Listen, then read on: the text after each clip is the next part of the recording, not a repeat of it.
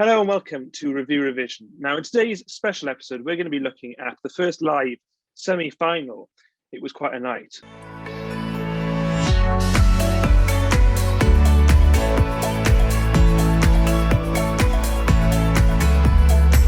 So in the first semi-final, we saw the following acts going through, actually. We saw Azerbaijan, we saw Belgium, Cyprus, Israel, Lithuania, Malta, Norway, Russia, Sweden, and Ukraine.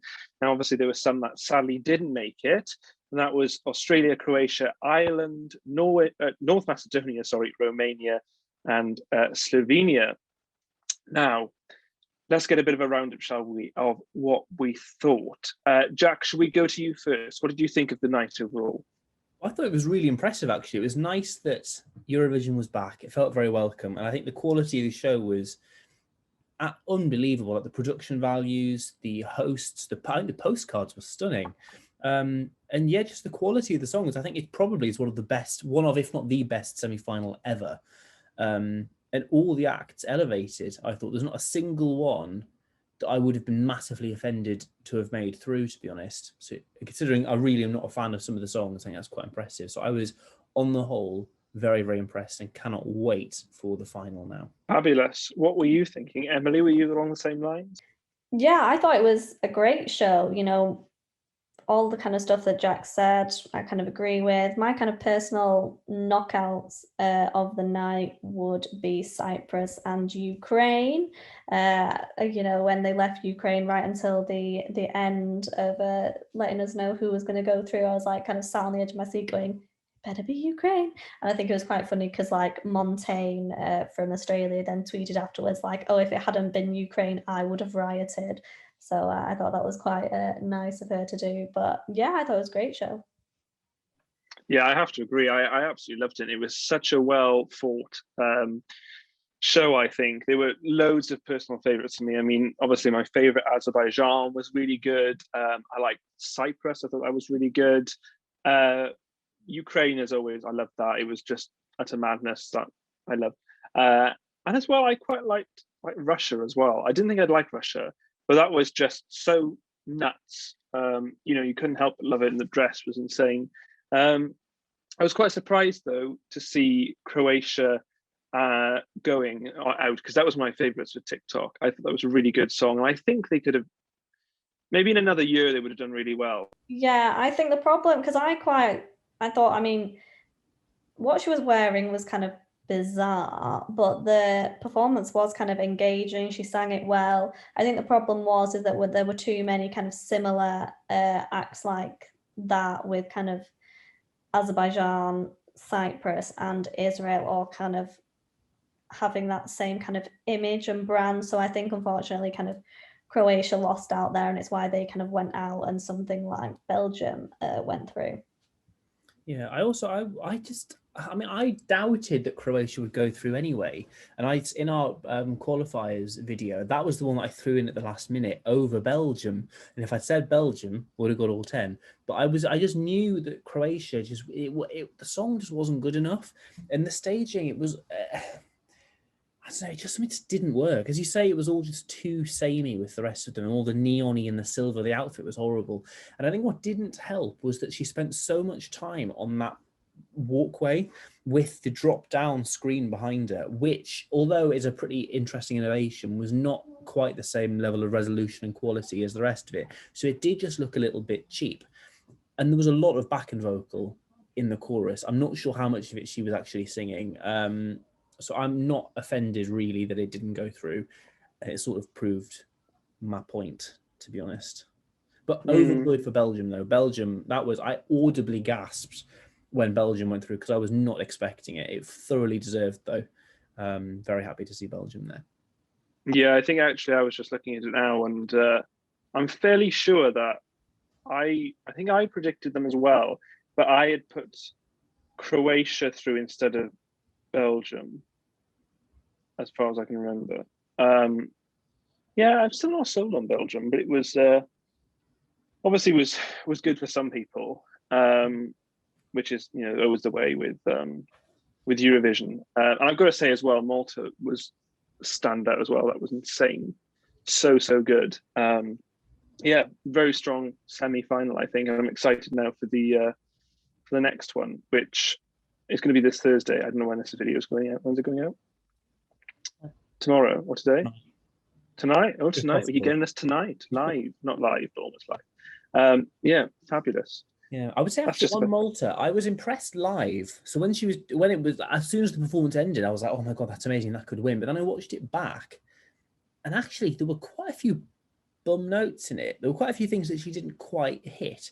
So maybe that's only because I've watched it again that I've noticed it. And while it was happening, I was like, oh my God, this is amazing. And that's what matters. It's your instant reaction. That's what wins Eurovision. But there were a few bits, like the bit just before, I think just before she said, excuse my French, that note, I think she just missed, which was a bit disappointing on reflection, but it was a lot better than I was expecting it to be, having seen the first rehearsal. I think they elevated it enormously. It's quite funny because on the other hand, you had Israel with Set Me Free, which was hitting new notes for Eurovision with a record highest ever note, I believe, wasn't it? Sang, which is pretty insane. And I think she'll do quite well with that, even. So if we're going to look at it then, what would you say? What would you swap out if you could and put in? Should we go to you first, Jack? I was pretty happy with all of them. I think I would swap out Sweden, and obviously, like if you watch the review video, you'd know that I cannot stand Sweden. But aside from my actual personal feelings on it, I still do not think it was one of the 10 best performances. I thought some of the vocals were a bit dodgy. I don't think the staging was stand out enough.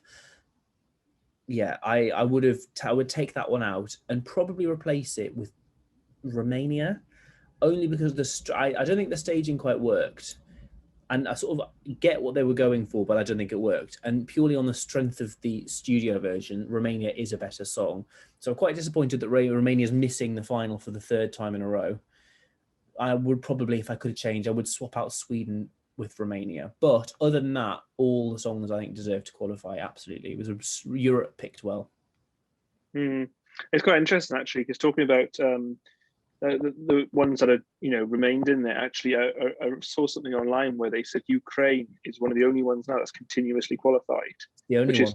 It's the only one, yeah. Australia was the other one, and they're now like that, which I'm not surprised at, actually. I wasn't that impressed with their staging in the end. No, it wasn't sort of my thing either. But what are you thinking, Emily? I'd probably swap out Norway because I was never a fan of it, and I'm not really entirely sure why it's qualified for the final, but hopefully it might mean that the UK does slightly better, as hopefully we should be doing better than that crap. So I'd swap out Norway. I'm not sure who would actually put in its place. I'd probably put Croatia, maybe. I feel like I enjoyed that performance more than I enjoyed Romania. Yeah, I agree with Jack. I don't think the staging particularly works, but yeah, probably give that spot to Croatia. Yeah, I don't know how that one got through, but I think in our video we all kind of said the same thing, where we were kind of like, it'll probably go through, but we don't think it should, and it kind of did that. Yeah, not great, but there we go. So the question now is, will this change our expectations for Thursday's semi, or is it sort of same as it was, really, Jack? I don't think it's going to change it massively, except it's probably reinforced the idea that quality will go through, because Belgium going through is really, it's sort of boosted my esteem for the jury almost, because I mean, I don't imagine they would have gone through with the televote, but the juries have probably taken that through, which I appreciate. So I think quality will prevail at the end of the day on Thursday. I probably will stick with my 10 qualifiers because I think they are quite solid, but I think that just reinforces how likely Bulgaria will go through, Switzerland will go through. And actually, having seen Italy's full performance now, because that went online after the one yesterday, I thought it was all right. I don't think it's a winner potential. And I will be interested to see whether that'll split the vote with Finland in the final, because Finland's obviously going through. But obviously, that's a related one. Yeah, I think quality will prevail in the second semi-final, which is good for Eurovision. And if the right 10 songs go through, I think Saturday will be, by some distance, the strongest final ever in Eurovision. I think if the right songs make it, that it will be an astonishingly good show. Very strong words indeed. What are you thinking, Emily? Yeah, I don't really think I've kind of changed my opinions based on Tuesday's semi-final. Probably wouldn't change any of kind of the 10 that I've put through, really. Yeah, I think, like, I just kind of echo what Jack said. I think depending which songs go through, it's going to be kind of one of the best finals that we've had for a long time. Yeah. Yeah, I agree, to be honest, as well. I think the standard this year is really high, and that's quite exciting. I'm interested to see how things like Iceland manage, because obviously now that they're not going to be doing it live, I'm quite intrigued as to how that will work, because obviously Australia was kind of the same. So yeah, I mean, stuff like that will be quite interesting. But I'm sure they'll sell through anyway, and I don't think it's changed my opinion at all, really. If anything, yeah, just excited to see what happens. But has it changed your opinion? Let us know in the comments below if it has. Give us a like if you've enjoyed the video, and check us out on social media. The conversation doesn't stop here at reveurovision. But until we see you again later this week, we'll see you soon.